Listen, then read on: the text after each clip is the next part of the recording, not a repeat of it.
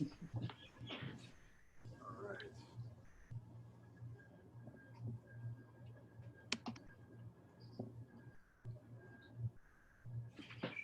Screen here. Let me see. All right, is everybody able to see the PowerPoint? Yep. Yep. Awesome. So tonight we're going to talk about runout, concentricity, and symmetry. So a lot of you are probably familiar with runout and concentricity. Again, one of the more commonly used items on a blueprint. Symmetry, on the other hand, not as common, but still is out there. I've literally come across symmetry. I could probably count it on one hand the amount of times in my entire career. So still good to be aware of it, but we won't spend an absolute ton of time on it. So run out. So again, any of you in manufacturing or worked on prints before probably have seen the run out symbol on a print before. And what run out means is it's the deviation of the surface elements relative to the datum axis. So run out is round components, right? So you're comparing one center line to another center line. Circular run out tolerance limits the high to low point deviation of those circular elements. Limits high to low point deviation of circular elements of a surface of revolution or a planar surface perpendicular to an intersecting the datum axis. So we'll kind of talk that through a little bit here.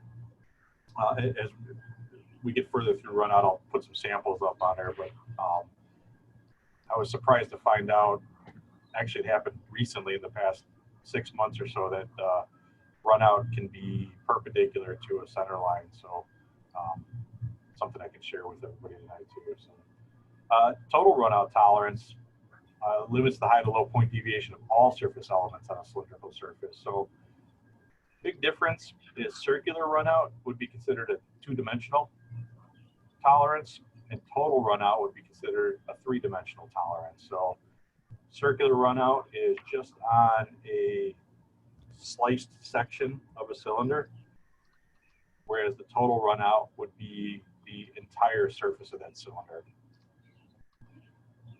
So what are the common tolerance zones for run out? You got circular run out, which is the radial space between two coaxial circles, or total run out, which is the radial, again, same thing. The tolerance zone is the same between circular and total run out. The difference being that circular run out is circles and total run out is cylinders. So 2D versus 3D. So take a look at down here. If you were to imagine a cylinder, a ring, a tube, can of pop, whatever it may be, that can of pop is going to have an outside diameter of the can and an inside diameter of the can. If we were to talk about circular run out, what we would end up doing is just taking a slice of that can and saying, what's the difference between the center lines of those two circles? Whereas total run out would be the space between the center lines of the both cylinders, the outside diameter of the cylinder and the inside diameter of the cylinder. Does that make sense?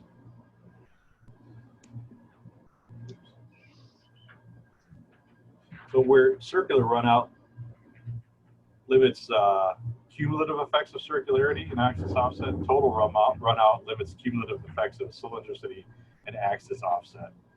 Total run out does include taper, circular run out does not, and it's that 2D versus 3D aspect again too. So let's see if we can share a little bit about what that means. So I'll share the whiteboard here.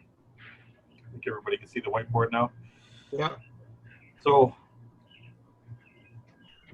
again, what we talk about with circular run out is it's, get to a color here. I'll do my best to draw a cylinder, three-dimensional cylinder. It's almost good. I'm a lot better at SolidWorks than I am by hand. So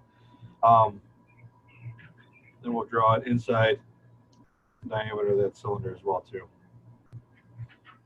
So that cylinder has got a center line that runs through it that on paper we're sharing. Those OD and ID are sharing the same diameters. If we were to put onto the print a circular runout tolerance, circular runout, that's just a single arrow like that. The circular runout, 10 thousandths to diameter A.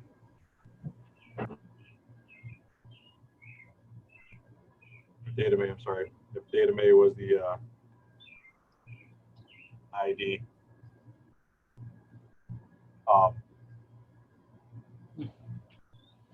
Sorry, I was catching some background noise, so I'm muting some of you so that I don't catch the background noise. Circular runout means if we were to just measure the runout in a certain area, let's say we put an indicator down at this location down here, we wanted to measure, we would spin the part around, the part would be located on the ID. We would measure or read the indicator to measure the high point and the low point of the indicator.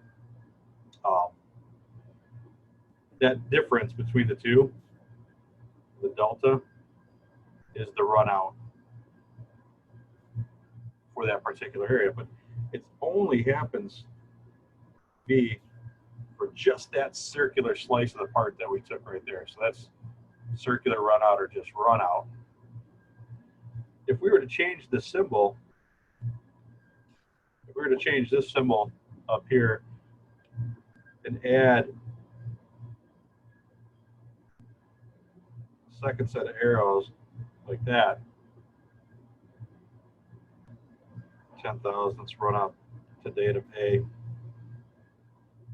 Let's just scratch this one out and say this is no longer a case anymore. It changes the dynamic of what that tolerance zone is. Now, the top one is a two-dimensional offset, or two-dimensional dimension tolerance, sorry. Bit of distractions going on here, I apologize.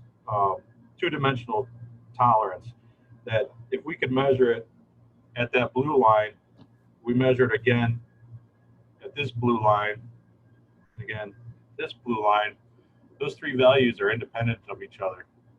So all we're looking at is they can be shifted in opposite directions, but as long as they're within that 10,000th, we're still considered good. We change over to the total runout, which is the one on the bottom now. I'm going to erase my lines here. That tolerance zone now changes from being just those circular lines. Oops, slow eraser, apologize.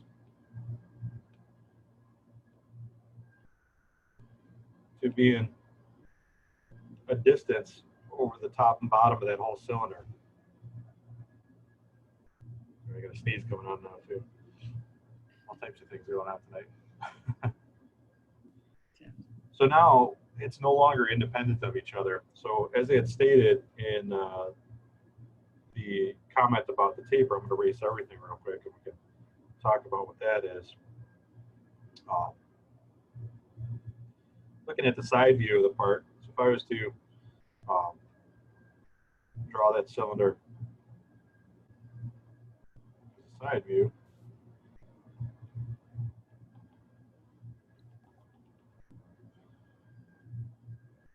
put that dimension back on here. Total runout, 10 thousandths the diameter A.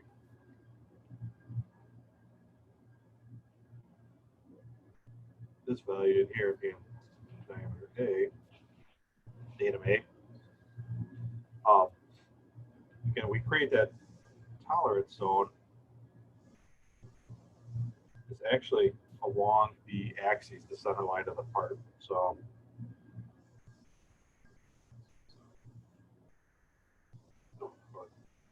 in relation to the center line of the part. So the tolerance zone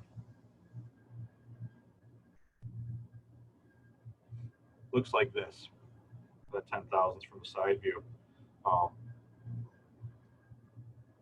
That part could be perfectly concentric from end to end, but if we have a taper that runs on the part, such as this, and it goes outside of that zone,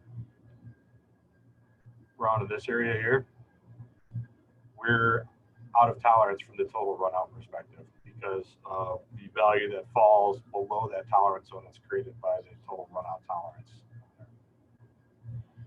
If you change this tolerance zone, you just erase that one arrow, make it circular on there. If that part's tapered like this,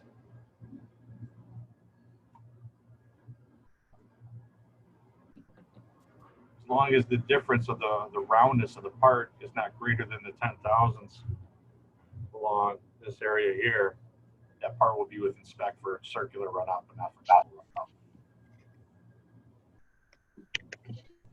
So one of the just the key points to remember is circular runout, or the single line, is more of a two-dimensional tolerance, whereas total runout is a three-dimensional tolerance. Let's go back to the PowerPoint presentation.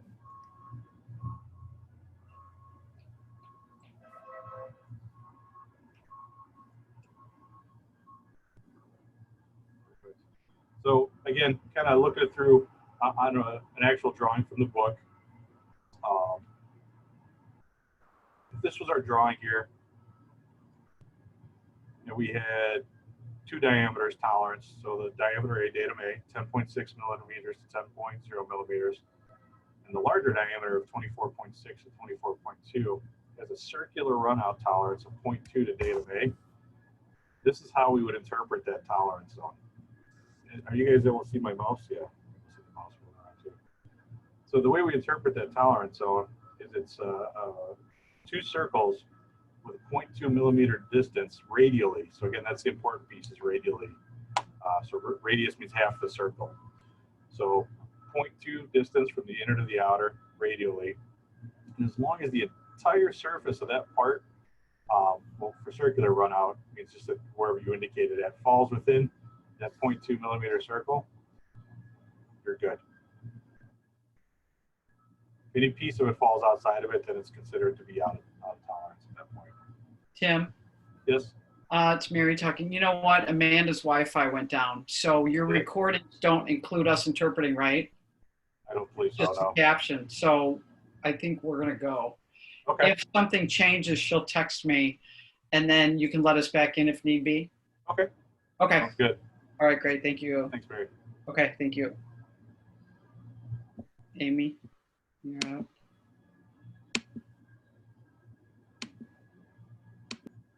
So I'm not the only one that experiences technical difficulties. It's good. All right.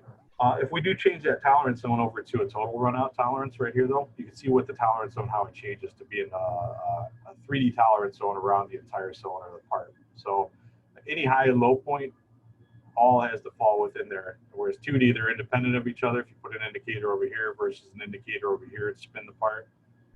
Now the whole part, the high point, the highest point on one side compared to the lowest point anywhere else on the part is going to determine what our runout, total runout is on that part.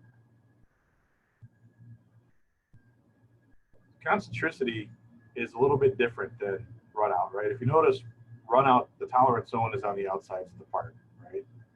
So we're measuring two concentric circles is where the points or all the surfaces have to follow into, or two concentric cylinders is where all the points have to follow within for the outside surface of that part. Concentricity, symmetry, kind of same type of tolerance, but one is applied to features that are round. The other row refers to features that are planar or flat. Right? Median point we won't worry too much about, but it's just a good definition to know. So the difference with concentricity is that the median points of all diametrically opposed elements of a surface or of revolution are congruent with the datum axis. So the authors of this book are really good at putting it into really big terms. So what we'll do is try to put it into a definition that everybody can understand. A median point, if you think about what the median is, it's the average of something, right?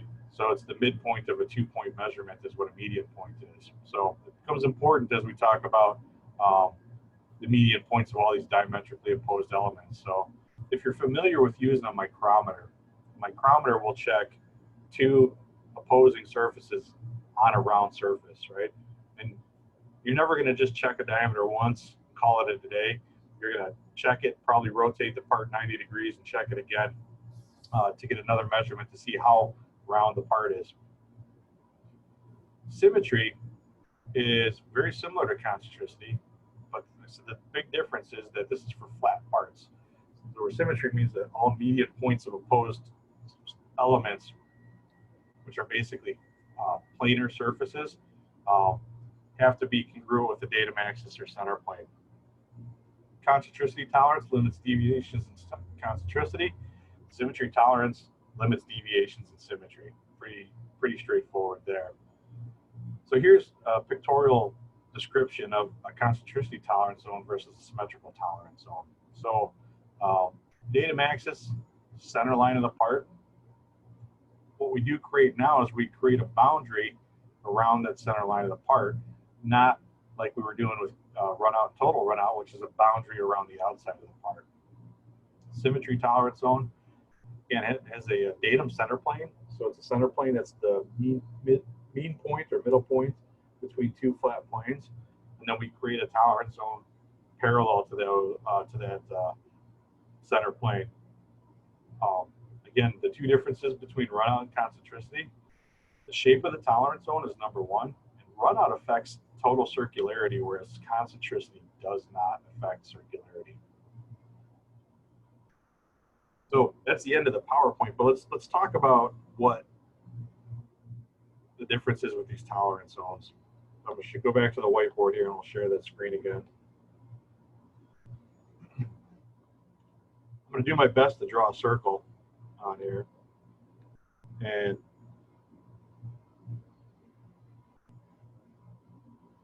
probably pretty good that it's actually out of round for this example. I'm going to use a different color, and I'm going to draw what will be considered the theoretical center line of the part itself, right? So let's imagine that this point here in the middle is the perfect center point of the theoretical circle. The black lines represent what we had actually manufactured for that part itself. If we had to put a concentricity symbol in 10,000ths, datum A on here. I'm going to draw my inside circle as well too. Oh man, it's horrible. I'm going to redraw that. That was really bad.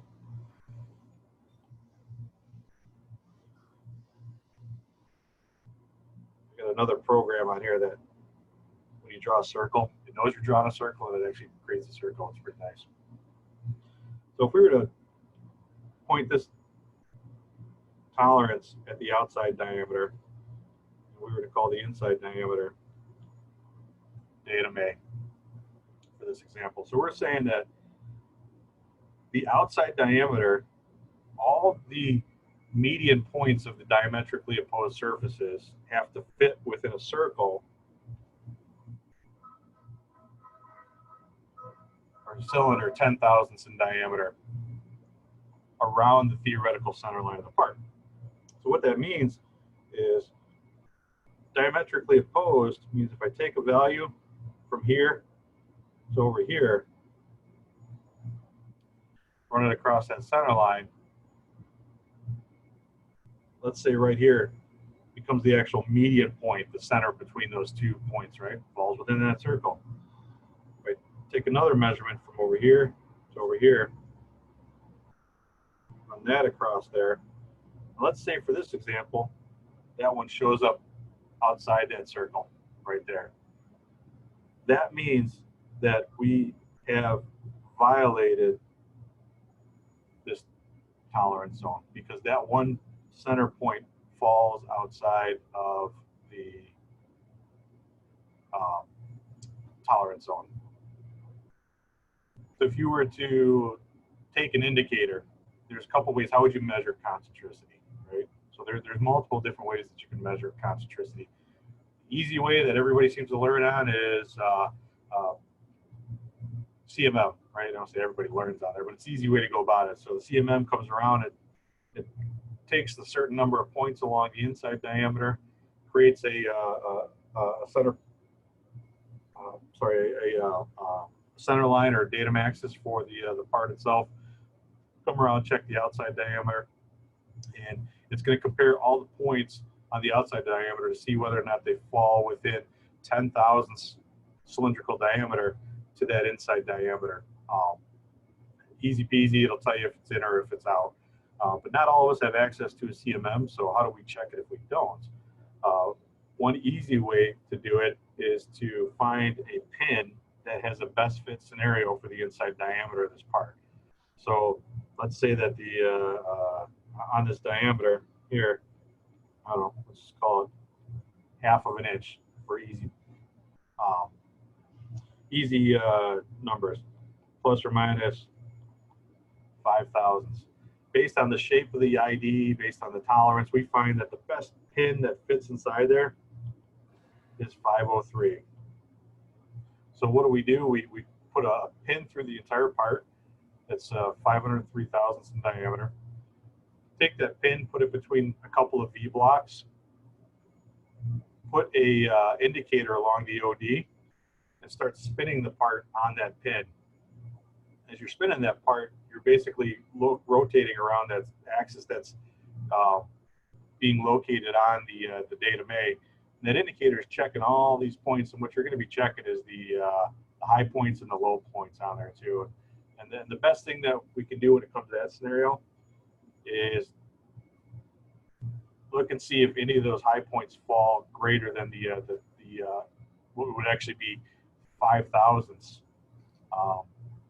higher than it's supposed to be on the outside of the part, because the 5 thousandths comes from the fact that this diameter is only 10 thousandths. I can't see that, I'm sorry.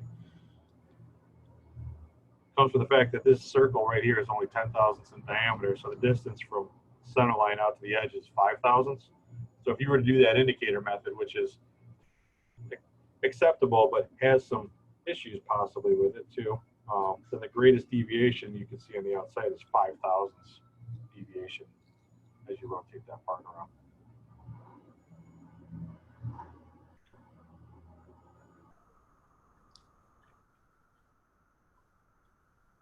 If we go to any questions on concentricity at all? It works a lot better on a whiteboard in a classroom. If we want to talk about symmetry tolerance, it's basically the same exact concept. But if we were to change the part from being a round part, and we said, let's create a part like this.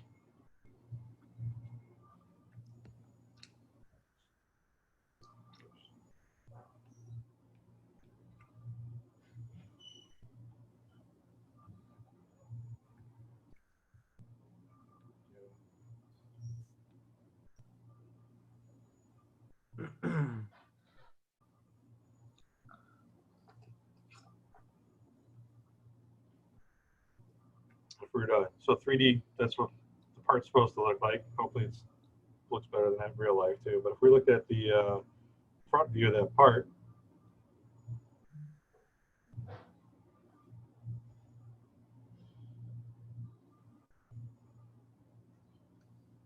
and if we gave a dimension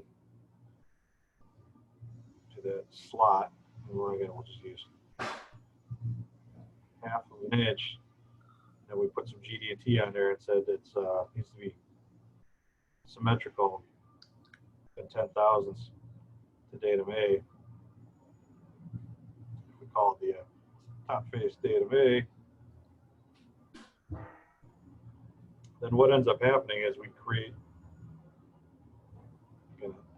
a center line about the center of that slot, and the tolerance zone becomes a plane or two planes that are 10 thousandths wide opposed from that center line and slot in relationship to datum A. So if that slot for some reason is a little wavy,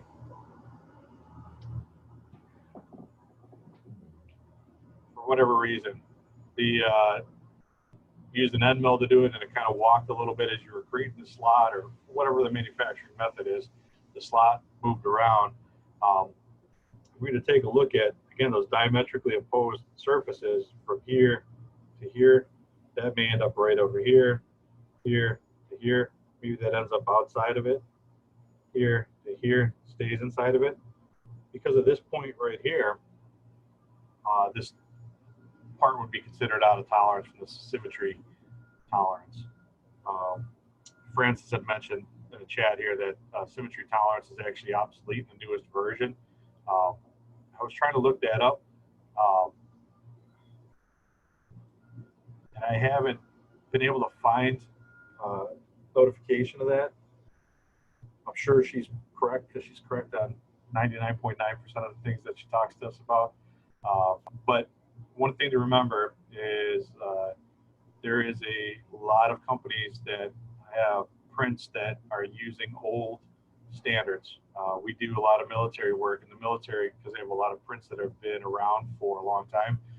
Most of the standards on a lot of the prints are from the ASME 1982 standard on the prints that we work from. So a lot of this stuff is still prevalent and alive on those. So we have to understand how to actually interpret them, manufacture to them, and inspect them as well too. So the reason it's probably out of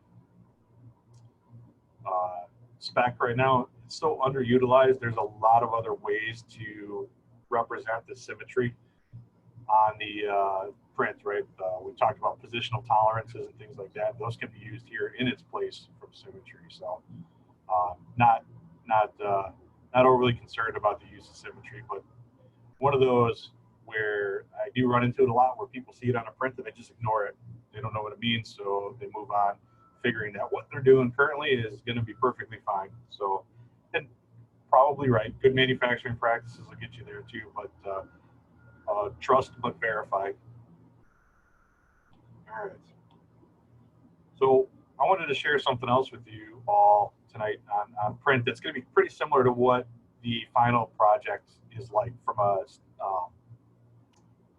project, project standpoint. It'd be different kind of prints and everything like that too, but just give me a minute here as I share some content from my iPad.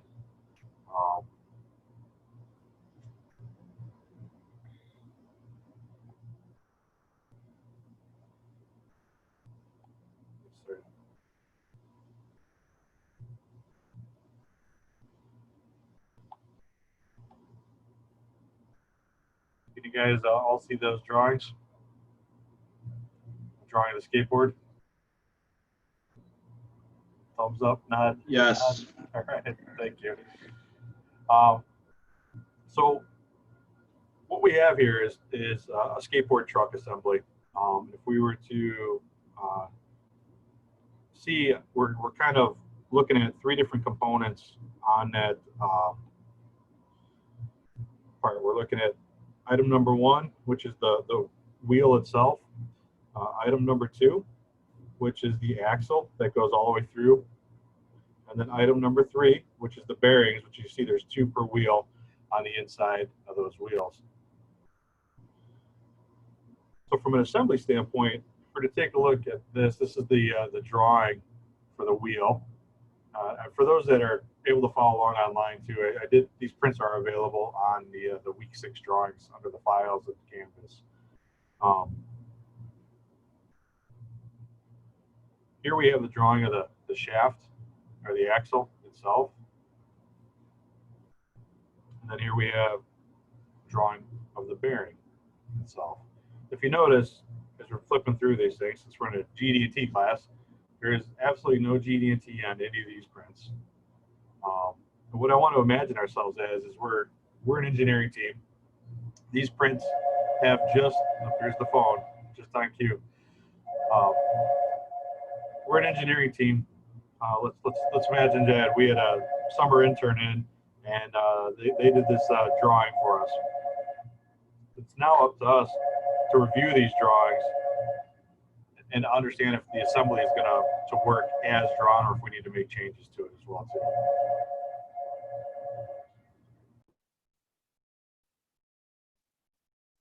I'll mute myself for a second so I can answer it.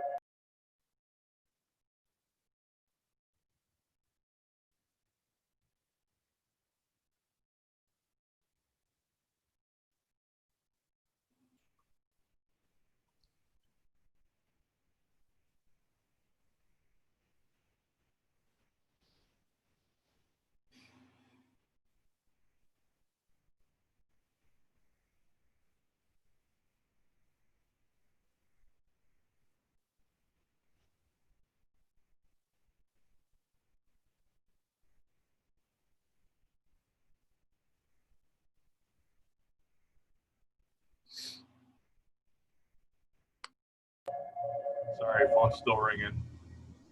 Those dang telemarketers.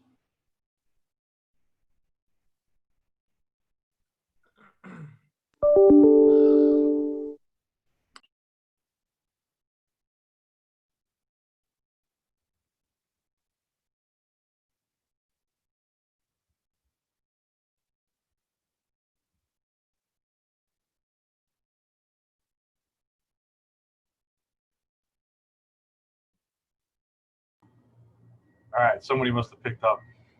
So we're back on course here. So let's take a look at the drawing of the wheel itself. So from a GD&T perspective, is there anything you think we're missing on this wheel? Is there any information we would want to convey? Concentricity. Concentricity, definitely we want. Why would we want concentricity? So it fits onto the. It's onto the shaft. So it'll fit onto the shaft regardless of concentricity, right? Oops, sorry. What does concentricity give us? Tolerance range. Say that again, sorry.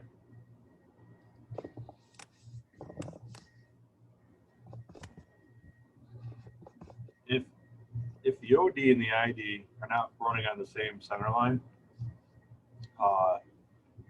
it's going to be a bouncy ride, right? As the wheel goes around in circles, the center line changes a little bit, picks up, goes down, picks up, goes down. So you'll have a pretty bumpy ride on there. So, so concentricity, I agree, we definitely need concentricity on there, right? So if we want to say that the outside, the OD is concentric to the ID, we can mark this print up. And what this process is called a red line review of a drawing. So a lot of times in an engineering type environment, prints will be passed on, whether it's electronically or handwritten over. And as an engineer, you'll take a drawing such as this, you'll take a red pen and you'll mark it up and you'll add features to it, just like we're going to do here tonight. So we're going to put on here a feature control frame, concentric. I'm not worried about the number. 5,000 is the datum A, but we don't have a datum A. So we're going to call the inside diameter datum A, right? So that concentricity is going to help with that bumpiness, right? Mm-hmm. What happens if the wheel's tapered? If this side of the wheel is larger on the diameter than this side of the wheel?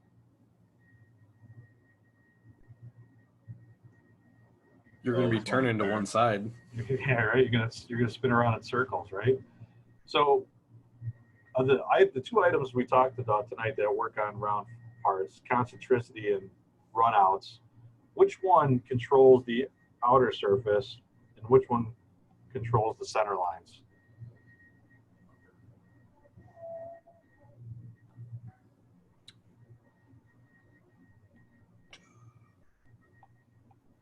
Total runout is for the OD, and then normal runout is for, or yeah, runout, just normal runout is for the center line, right? Total runout is for the OD. Okay. Runout is also for Okay. the OD, but it's Okay. only at individual points. Concentricity is like center points, right? Oh, okay. All right. So what I'm thinking is we don't want to use concentricity because we also don't want, we want that wheel to be straight all the way across. Now we could add another GD&T symbol on here. We could call it cylindrical within 5 thousandths as well.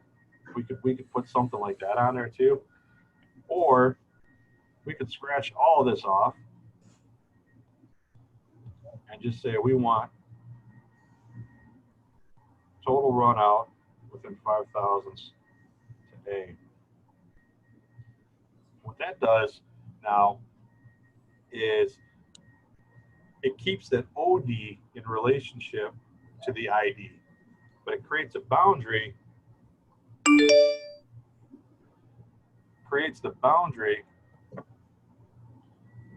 that is 5 thousandths wide. So that limits the amount of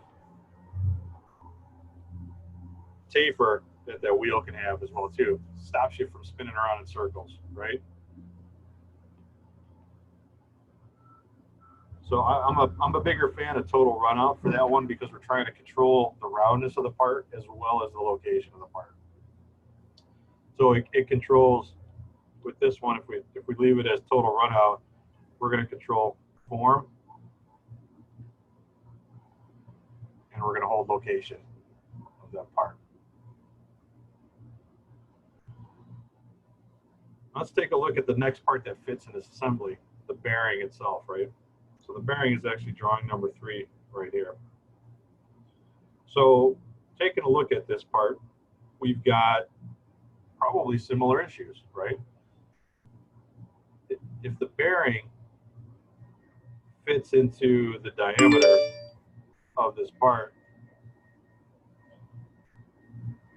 we want to hold constant or total runout from the OD to the ID of the wheel itself. If we don't do something similar on the bearing, then all of the error that's in the bearing will throw itself into the wheel. So we probably want to do very similar tolerances on these too. So we're going to call inside diameter datum A. We'll take that outside diameter and we'll put a runout, total runout.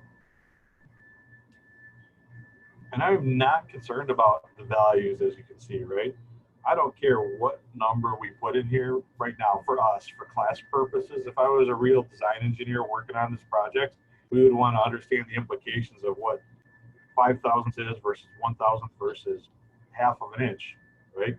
If you over tolerance it, you are going to increase the cost of your part. If you under tolerance it, you're going to possibly run into assembly issues or lower the life of your component. We'll say total run out within 5 thousandths to datum A. So now we've controlled the inside to the outside of the bearing. We've controlled the inside to the outside of the wheel. Anything else that we might be missing on the wheel at all, or?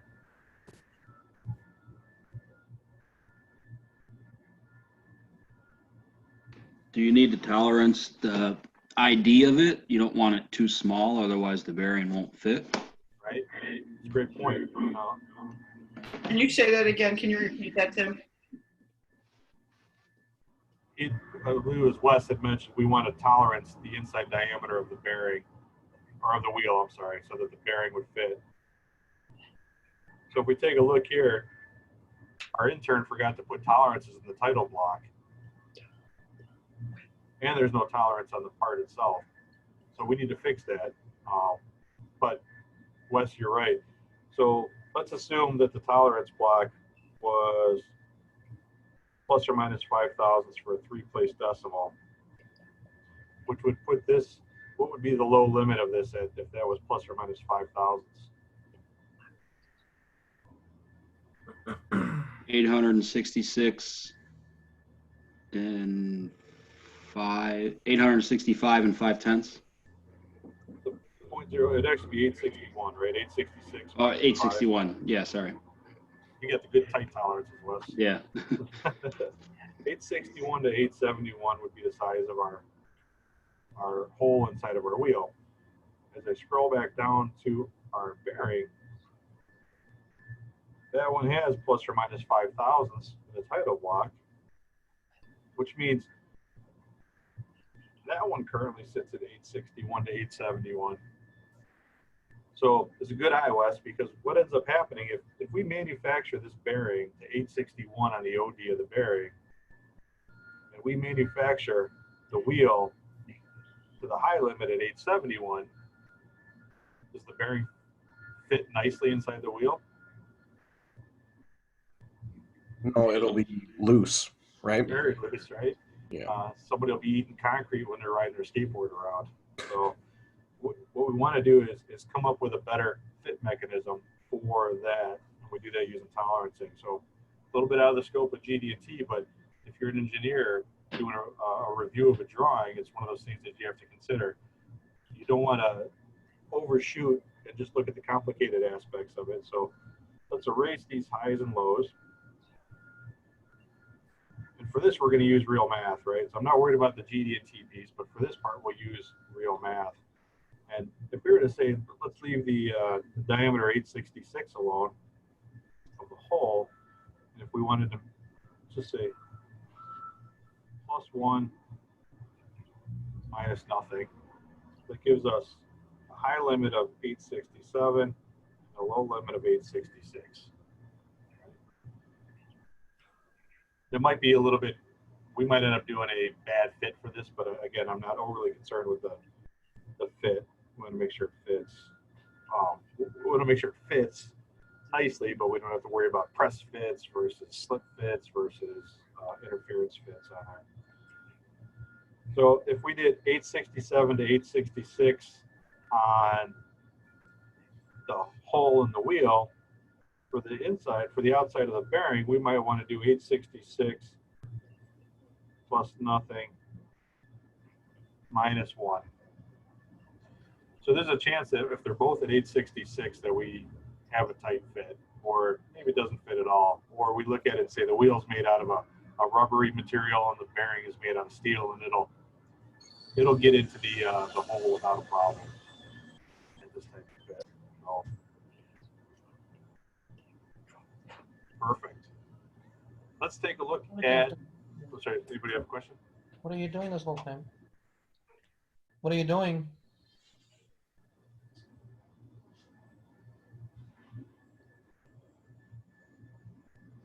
If we want to look now at the axle that fits inside the bearing, let's take a look here. So we've got the 276 diameter hole in the bearing. And we go up to the axle. Anybody see anything wrong? Slide back down here. So let's take a look at the outside diameter of the axle versus the inside diameter of the. Definitely will not fit together. So 276 hole, 315 diameter on the outside, not going to fit together. So we have a choice. We have to figure out what that is, but let's assume that this axle is the right size axle for the strength needed for the skateboard. We got something wrong here too with our thread size as well. If we made that a 315 diameter OD and the thread was 5/16, I'm showing standard threads for 5/16 right now, but 5/16-24 thread, we know that that'll fit. We need to open up this hole size here, so this needs to be scratched out.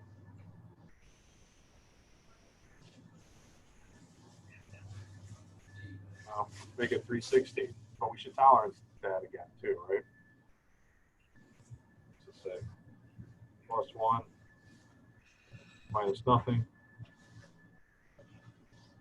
The same thing with this 315. Do maybe a plus nothing minus 1,000 on there. any GD&T that should be put onto this axle at all? Maybe it's not from tonight, maybe it's from another class.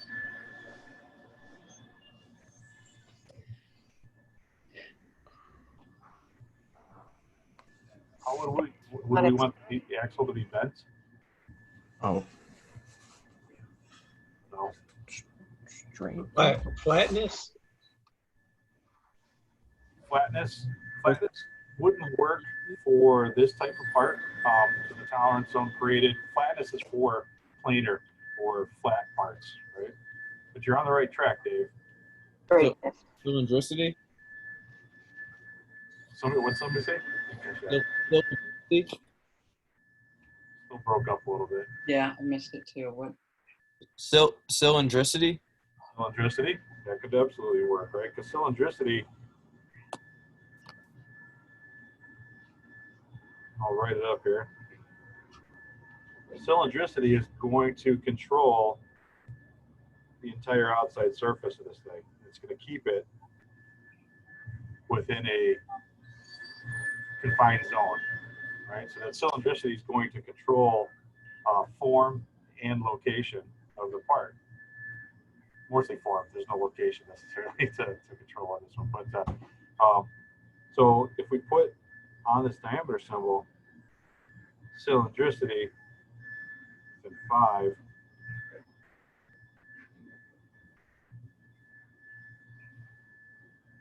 then we'll have made sure that that part is straight. One other aspect that we can also do, if we didn't want to use cylindricity, is straightness. Is what? Straightness? Straightness. Someone's got some feedback. I'm again in the shop. Sorry, there's forklifts driving around. Might be a little bit of the background noise too.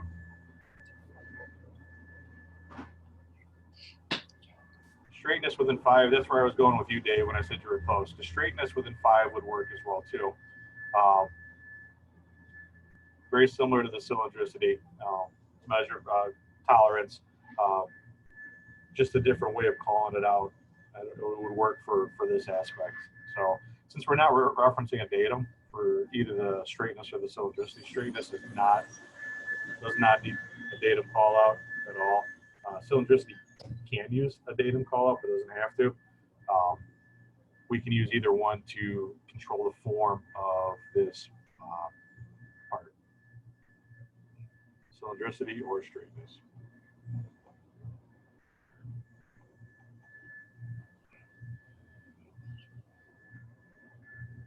Anybody have any ideas how we would measure the straightness or the cylindricity on this part? If we were making thousands and thousands of skateboard axles, how would we want to quickly check the straightness or the cylindricity on this part? No. Do is roll it, see if it flops around. Say that again, Francis. I said one of the first things I'd do is roll it and see if it flops around. Right, that's one way to check it. Ashton, what'd you say? Just like a simple no gauge, where you slide it through whatever. Absolutely. So if you just built a block that had a slot milled in it, and you have to calibrate this go-no-go gauge, right? So you have to send it out, you have to get it tested and calibrated on a frequency that you determine is necessary for it. If you took it for this 315 and you made that slot 0.325 wide, because you get the 5 thousandths on each side of the cylindricity. If you take that pin every time it comes off of whatever manufacturing method you're using, and you drop it inside that gauge, if it goes all the way down, if the whole part fits within the gauge, it's a good part. Quick and easy to check. Takes 1-2 seconds and it's good to go. So if it doesn't fit inside the gauge, then it's no good. Then it falls out of spec at that point. So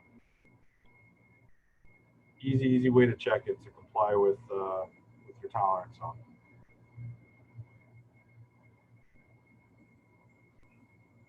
Anything else anybody can see on these that would aid in ensuring that this part would assemble together and be good for the customer?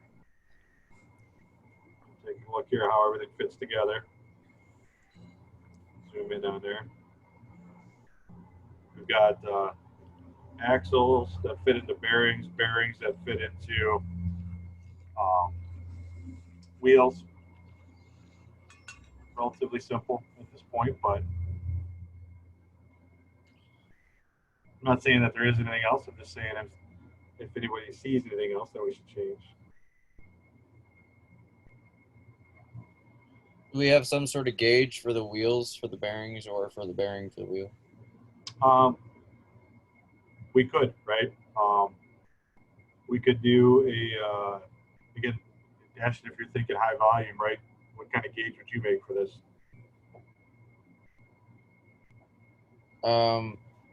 Probably just some sort of like a gauge like that's the roundness of the axle and slide it through the wheel. Yeah, you can do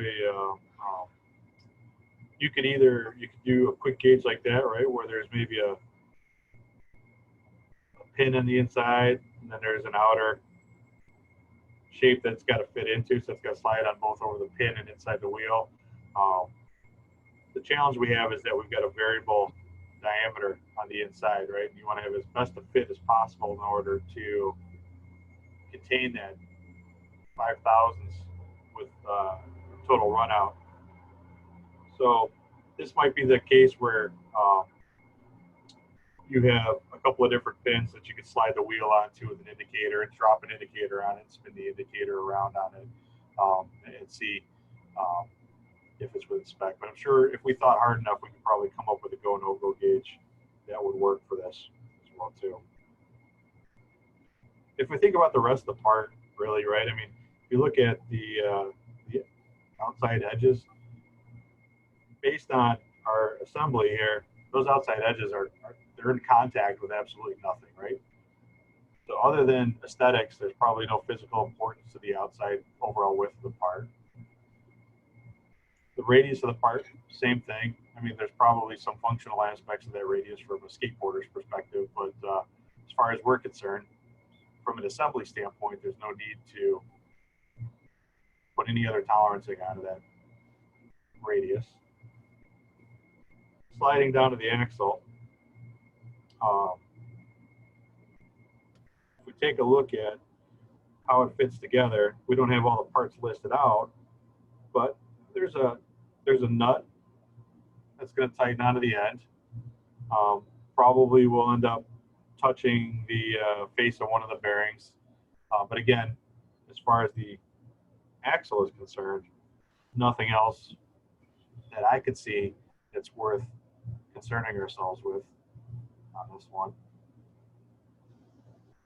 And the bearing itself, again, maybe the face of the bearing contacts that nut, but from an assembly standpoint, it's not going to make a huge difference for us if that face is a little crooked.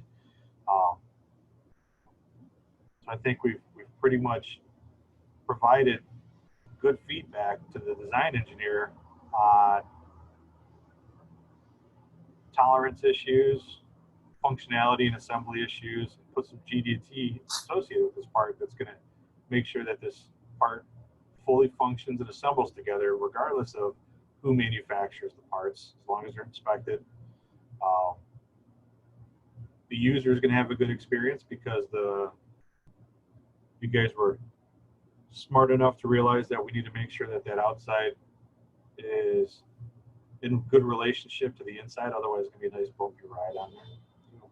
So I'd say this is good feedback, and we would have provided a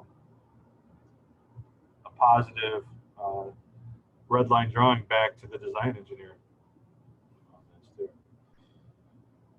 Any questions on updating these drawings like this? I don't think so. So this, You wouldn't be concerned about the nut touching the bearing? Wouldn't you want a washer of some kind in there probably. Absolutely. so that you're not scuffing the bearing up? Probably a good idea. So that could be some additional feedback we could give. And washer, right? Absolutely. So for the final project, um, this is going to be, your final project is going to be very similar to this. So what I'm going to ask of you to do is to take an assembly drawing, which I will provide for you and I'll have ready before next class. You're going to do exactly to that drawing what we did to this drawing. You're going to redline that drawing. You're going to look at the different dimensions and tolerances. You're going to look at the fits on there. I'm going to give you a problem statement for that drawing or that assembly too. I'll tell you what, whether or not it's a customer issue, whether or not we are doing a preemptive design review, redline review for the design engineer. I'll let you know what the situation looks like. So you have the ability to understand how to approach the redline drawing. Now, if you don't have a red pen at home, don't worry about it. You can use whatever color you want. But what you'll be doing is reviewing this. If you need to spend time talking with somebody else in the class, getting ideas and feedback from them, I'm 110% okay with that. As an engineer in the real world, nobody's ever going to ask you to work alone.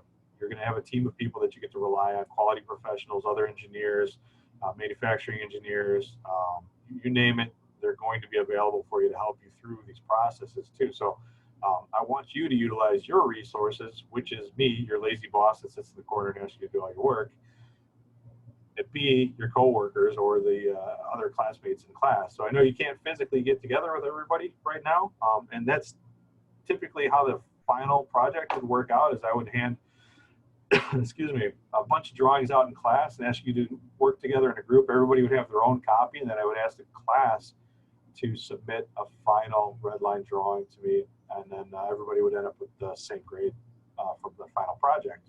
But since we're in this beautiful, wonderful coronavirus world right now, we get to do it differently. So we'll, I'm going to skinny down the project a little bit because it had about 6 different part numbers. So made a lot of sense when a lot of people were working on it. But since people will work on it really individually, I'll reduce the number of components, put together a new problem statement for you. And then what I'll ask you to do is mark up the drawing and then find a way that you can refile, submit it back to me. That means you got to take a picture of it with your phone. Then you do that. If you have a scanner and you can scan it in, great. If you can do it electronically, however you deem proper. One of the other things I'll do too is there's actually a font for GD&T that's available. I'll put a link to that on the Canvas. I'll do an announcement or something along those lines too. So you have that available. If you find a way to do it in Word and you can type boxes up, text boxes and move it around, then great, you can do that too. However you choose to redline the drawing up, I'll accept it back and then I'll review it.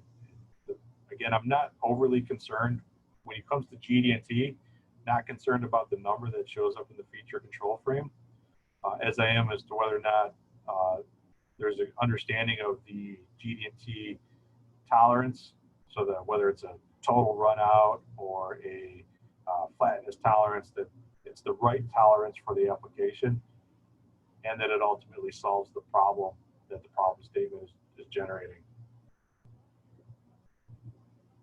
Screen that line there too. So, so I will get that ready for everybody to work on that this weekend. So I got to tweak up what I normally provide, and I'll have that available for the next class. We'll go through our final lesson next week, and then what I'll do for the final class is we'll go over the final project together. So if there's any questions as a class, I want everybody to give it a shot beforehand. You don't have to submit it till the end of class if you don't want to, if you're running into problems. But as a class, we'll pull up a set of drawings like I did tonight, and we can talk through the problem statement and some of the tolerancing on there. So if you are having a hard time with it, you'll have a chance to ask questions. and resubmit at the end of class. Sweet. So, again, my goal is not to give you a grade, but make sure you learn GD and T. So, but I have to give you a grade, so part of the deal. Awesome.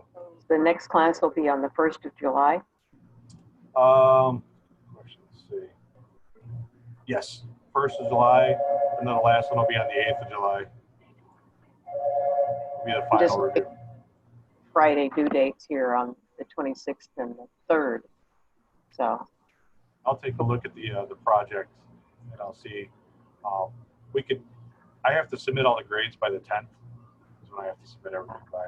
So it's the true end of the first 8 weeks of the semester. So summer semester.